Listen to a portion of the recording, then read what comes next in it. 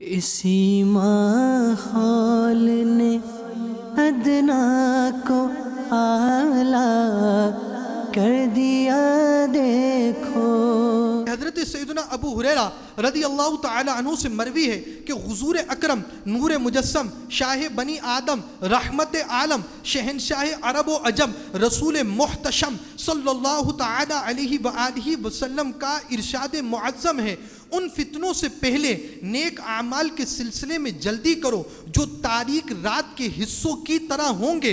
ایک آدمی صبح کو مومن ہوگا اور شام کو کافر ہوگا، اور شام کو مومن ہوگا اور صبح کو کافر ہوگا، نیز اپنے دین کو دنیاوی ساز و سامان کے بدلے فروخت کر دے گا۔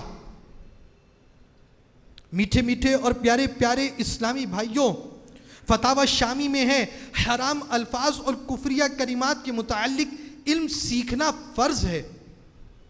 الحمدللہ عز و جل ہمارا مدنی انعام دعوت اسلامی کے تحت شیخ طریقت امیر اہل سنت نے آسانی سے نیکیاں کرنے اور گناہوں سے بچنے پر مشتمل ہمیں مدنی انعامات کا تحفہ عطا فرمایا، اور اسلامی بھائیوں کے لیے 72 مدنی انعامات عطا فرمائے۔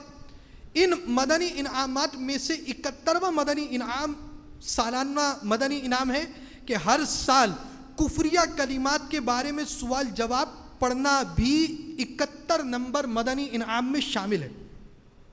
اس کا مطالعہ کیجئے اور اپنے کانوں کی بھی حفاظت میں مصروف ہو جائیے۔ حدیث پاک ہے کہ اللہ عز و جل کے رسول صلی اللہ تعالی علیہ وآلہ وسلم کا فرمان عبرت نشان ہے، آنکھوں کا زنا دیکھنا، کانوں کا زنا سننا، اور زبان کا زنا بولنا، اور ہاتھوں کا زنا پکڑنا ہے۔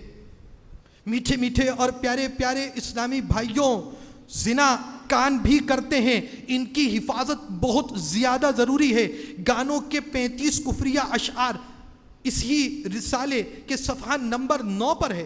یاد رکھیے، موسیقی والے گانے سننا گناہ ہے، بلکہ کہیں سے اس کی آواز آ رہی ہو تو فوراً وہاں سے ہٹ جانا اور نہ سننے کی بھرپور کوشش کرنا ضروری ہے۔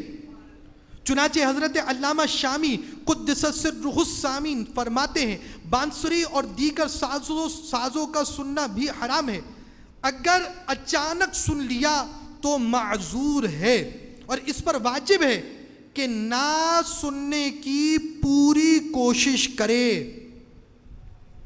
حضرت سیدنا علامہ شامی رحمت اللہ تعالی علیہ فرماتے ہیں، لچکے توڑے کے ساتھ ناچنا، مذاق اڑانا، تالی بجانا، ستار کے تار بجانا، بربط، سارنگی، رباب، بانسری، جھانچ، بگل بچانا مکروہ تحریمی یعنی قریب با حرام ہے، کیونکہ یہ سب کفار کے شعار ہیں۔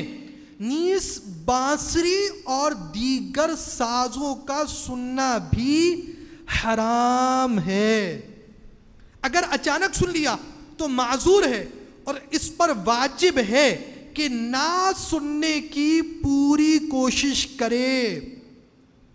میٹھے میٹھے اسلامی بھائیوں، جو ہی موسیقی کی آواز آئے تو ممکنہ صورت میں فوراً کانوں میں انگلیاں داخل کر کر وہاں سے دور ہٹ جانا چاہیے۔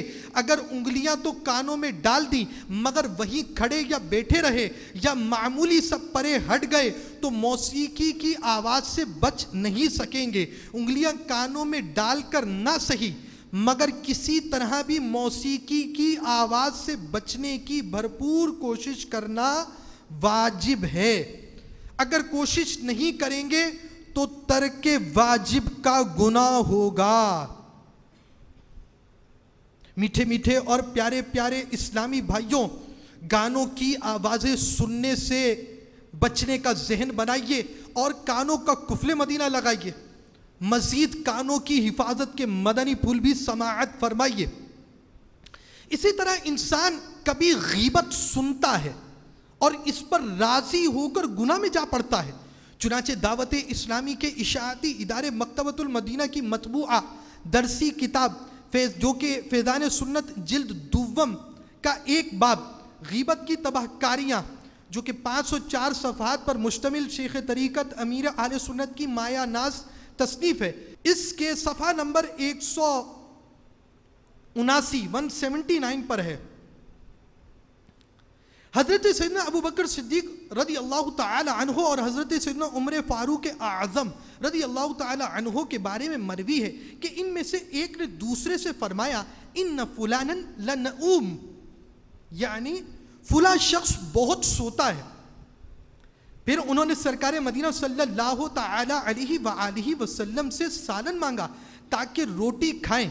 نبی اکرم صلی اللہ تعالی علیہ وآلہ وسلم نے فرمایا تم سالن کھا چکے؟ انہوں نے عرض کی ہمیں تو اس کا علم نہیں۔ فرمایا ہاں کیوں نہیں، تم دونوں نے اپنے بھائی کا گوشت کھایا۔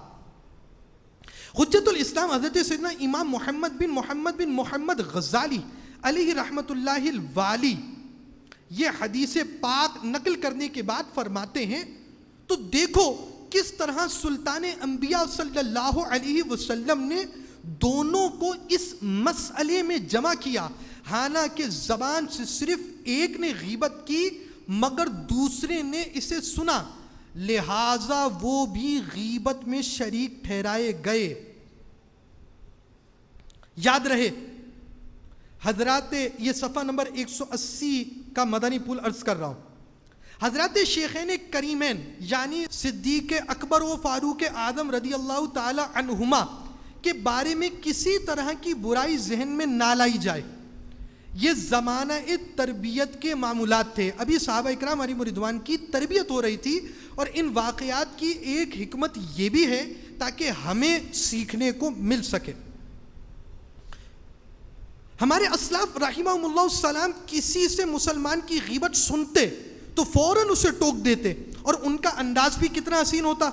چنانچہ حضرت سیدنا عبداللہ بن مبارک رحمت اللہ تعالی علیہ کی مجلس میں ایک شخص نے سیدنا امام اعظم رحمت اللہ تعالی علیہ کی غیبت کی تو آپ رحمت اللہ تعالی علیہ نے ارشاد فرمایا اے شخص تو امام کے عیب کیوں بیان کرتا ہے؟ ان کی شان تو یہ تھی کہ 45 سال تک ایک وضو سے 5 وقت کی نماز ادا کرتے تھے۔ میٹھے میٹھے اسلامی بھائیوں، جہاں اس واقعے سے شان امام اعظم ابو حنیفہ رحمت اللہ تعالی علیہ کا بیان پتہ چلا، وہاں یہ بھی پتہ چلا کہ غیبت سننے کے معاملے میں ہمارے بزرگان دین رحمہم اللہ المبین کا کیا طریقہ تھا۔ اور ہمارا حال یہ کہ اگر کوئی شخص کسی کی برائی بیان کریں اور ہم نیکی اور پارسائی کا غلیہ اپنائے، اس گفتگو میں شریک نہ ہو مگر دلچسپی کے ساتھ اس گفتگو کو سننے کی وجہ سے گناہوں میں جا پڑتے اور غیبت کے گناہ کا شکار بن جاتے ہیں۔ حجت الاسلام رحمت اللہ تعالی علیہ کے فرمانے والا شان کا خلاصہ ہے، جہاں غیبت ہو رہی ہو اور یہ مروت میں نہیں بلکہ ڈر سے زبان سے روک نہیں سکتا تو دل میں برا جانے تو اب اسے گناہ نہیں ہوگا۔ اگر وہاں سے اٹھ کر جا سکتا ہے یا گفتگو کا رخ بدل سکتا ہے تو مگر ایسا نہیں کرتا تو اب بھی گناہ گار ہے۔ اور اگر زبان سے یہ کہہ بھی دیتا ہے خاموش ہو جاؤ مگر دل سے سننا چاہتا ہے تو امام غزالی فرماتے ہیں یہ منافقت ہے، اور جب تک دل سے برا نہ جانے گناہ سے باہر نہ ہوگا۔ فقط ہاتھ یا اپنے ابرو یا پیشانی کے اشارے سے چپ کرانا کافی نہ ہوگا، کیونکہ یہ سستی ہے اور غیبت جیسے گناہ کو معمولی سمجھنے کی علامت ہے۔ اگر فساد کا اندیشہ نہ ہو تو غیبت کرنے والے کو سختی سے واضح الفاظ میں روکے۔ سنو نہ فوحش کلامی نہ غیبت و چغلی، تیری پسند کی باتیں فقط سنا یا رب، کرے نہ تنگ خیالات بد کبھی کر دے، شعور و فکر کو پاکیزگی عطا یا رب۔ اسی ماحول نے ادنا کو اعلیٰ کر دیا دیکھو۔